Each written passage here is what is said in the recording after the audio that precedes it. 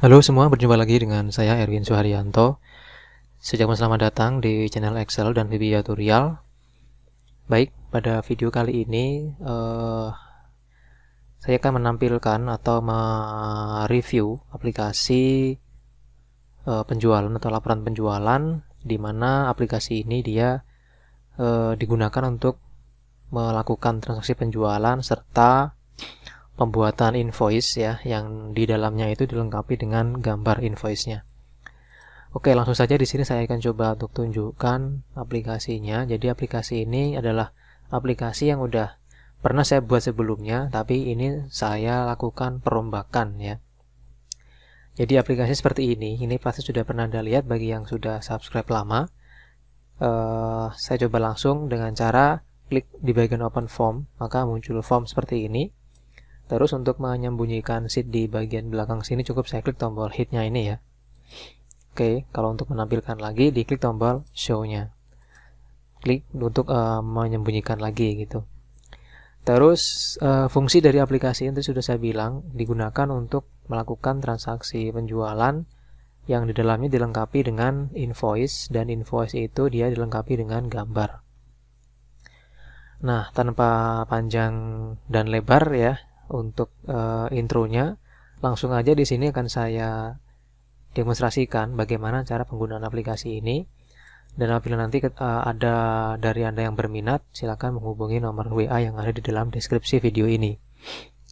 Oke, pertama di sini kita akan mengenali dulu di bagian menu awal. Ini adalah menu awalnya ya. Di mana menu awal ini saya menggunakan menu sidebar atau menu samping seperti ini. Jadi ada produk, ada customer, ada sales, ada pencarian, ada save, dan ada exit. Dan di tengah sini itu ada tempat untuk menampilkan data perusahaan atau toko gitu ya. Nama tokonya apa? Nah, untuk mengisinya kita cukup mengclear di bagian sini ya. Kita klik tombol clear, oke. Nah, dia akan langsung otomatis nanti dibersihkan. Kita klik tombol clear, oke. Terus di sini kita masukkan nama kantor adalah kantor Erwin Jaya, nah gitu. Terus di sini alamatnya misalnya Jalan Kencana nomor 25. Nomor telepon saya ngawur. Terus email juga saya ngawur.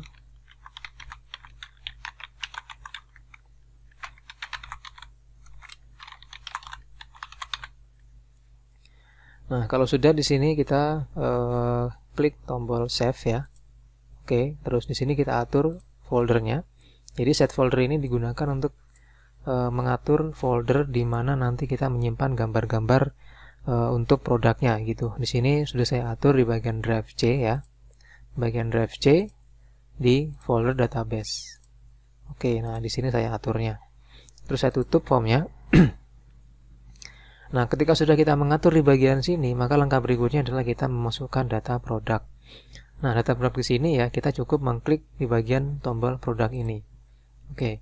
Nah, untuk isinya, saya masukkan misalnya isinya atau kode produknya adalah kode strip 007 misalnya. Nama barang misalnya saya mau jual apa tadi barangnya ya? Kok lupa saya.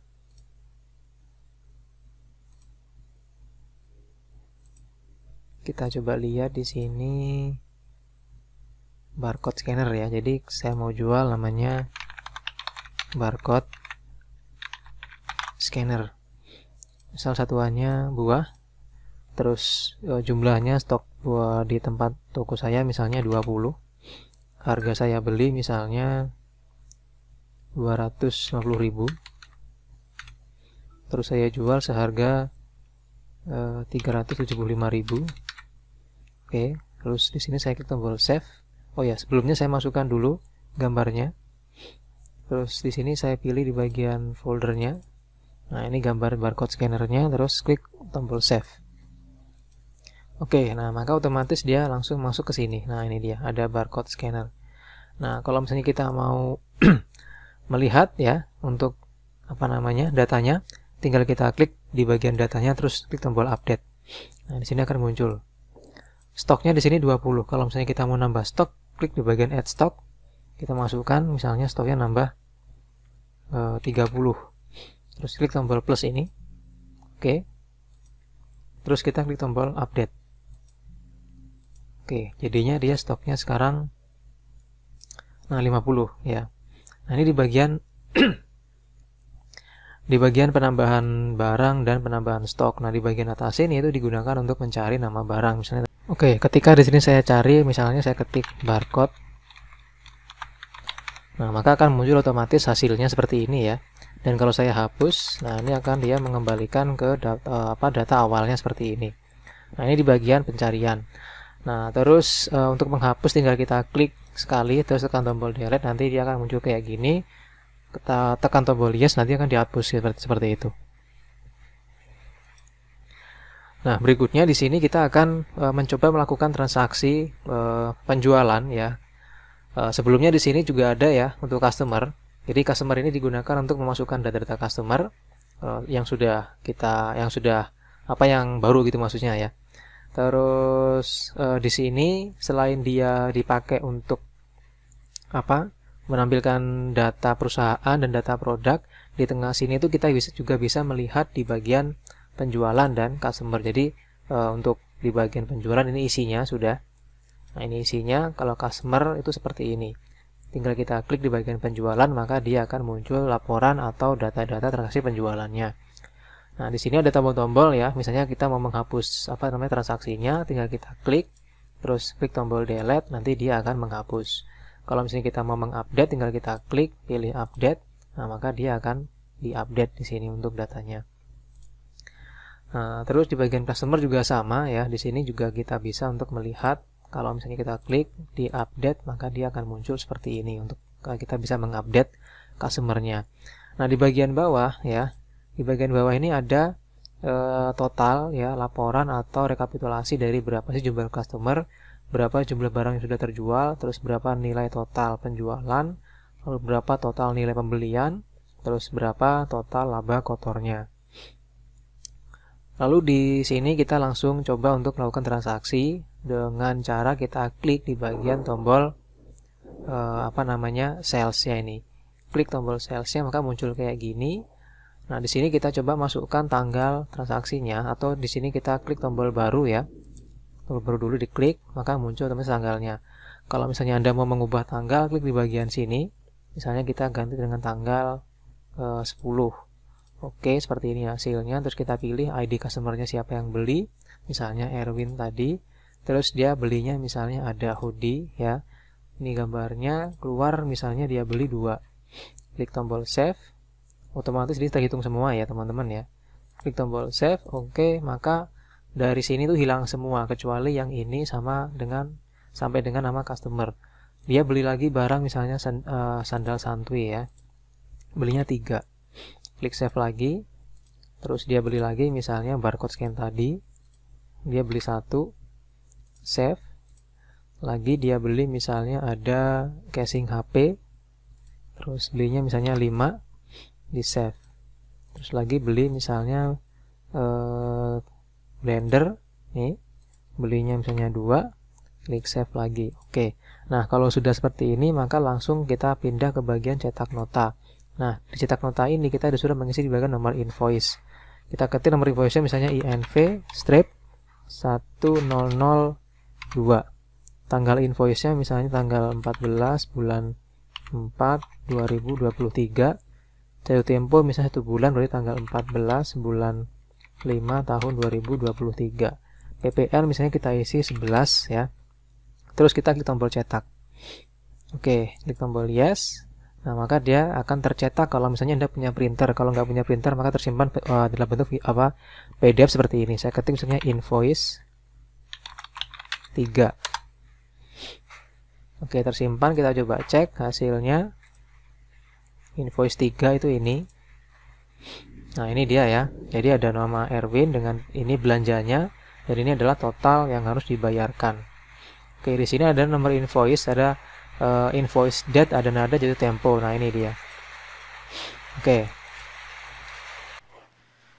Lalu untuk melakukan transaksi yang baru lagi ya, kita cukup klik lagi di bagian sales ini. Terus kita klik di bagian tombol baru lagi ya. Lalu kita tanggal kayak tadi lagi ya, pilih misalnya tanggal 17 atau tanggal 12. Terus customer ID saya pilih misalnya Siti Fatimah, dia belinya misalnya ada kipas angin, beli 1, save. Terus ada lagi dia beli barcode scanner, beli 1 juga, save. Terus beli lagi sandal, beli 4, save ya. Ini sambil ada petir ya teman-teman ya, semoga aman aja ini. Nah kalau sudah, tinggal kita tombol cek nota lagi. Lalu kita masukkan invoice-nya, INV-1003 misalnya, tanggal invoice-nya tanggal misalnya tanggal 12/04/2023, tanggal jatuh tempo misalnya tanggal 12 juga bulan 5 2023, PPN 11%. Lalu kita klik tombol cetak lagi, klik yes.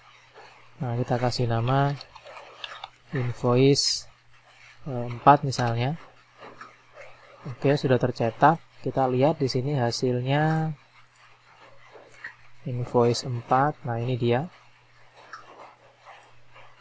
Nah, jadi seperti ini ya. Jadi dia berubah seperti ini hasilnya. Jadi ada tanggal invoice dan jatuh tempo seperti itu.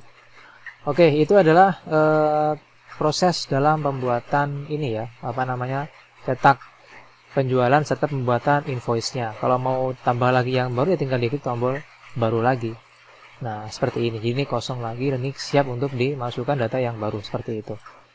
Nah, berikutnya di sini setelah kita selesai di bagian tombol sales, di sini ada lagi tombol pencarian ya. Nah, ini pencariannya bisa berdasarkan penjualan atau customer gitu. Misalnya kita cari penjualan, kriterianya misalnya kita pilih yang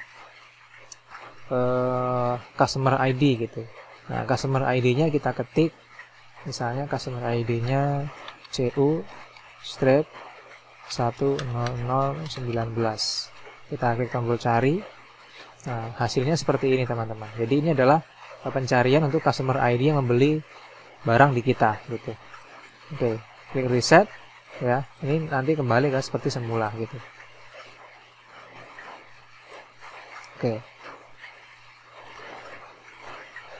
Nah, demikianlah ya teman-teman ya untuk tutorial pengenalan atau preview dari aplikasi penjualan atau laporan penjualan seperti desain yang sudah Anda lihat seperti ini. Jadi sekali lagi bagi yang berminat untuk mempelajari file ini atau file finalnya, bisa menghubungi nomor WA yang ada di deskripsi video.